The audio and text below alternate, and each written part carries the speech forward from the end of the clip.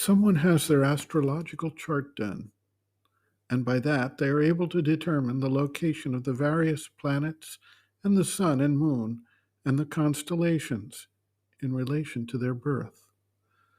They will learn about the hardships they will face, the major life events they can expect, and the opportunities that lie in front of them.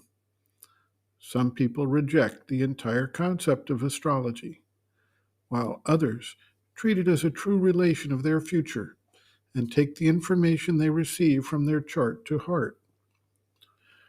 What is rarely, if ever, taken into account is any role for the individual to make choices that may change the destiny laid out in their chart. The unspoken assumption is that the destiny is fixed and already written, and thus it will occur that way. There is, however, a clear distinction between coincidence and actual causality.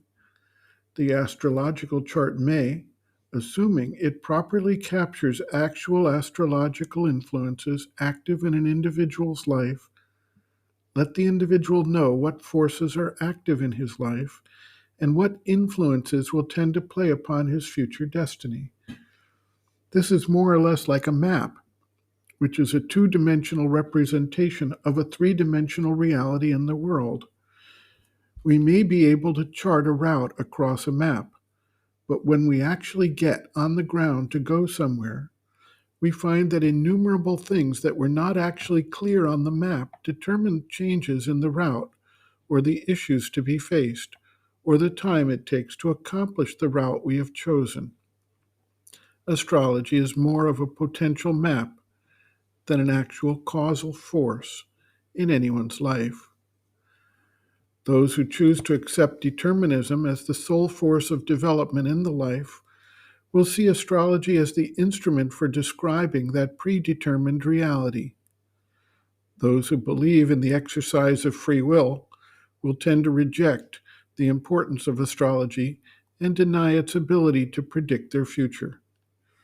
Once we acknowledge that there is a truth and a place for both determinism and free will, we will see that while large patterns are laid down through the will of the divine in the creation, which impact everyone and everything, and thereby show us the correspondences that astrology reveals, there are also all the details that provide an individual the freedom to modify, adjust, change, or outright reject certain influences, forces, or choices.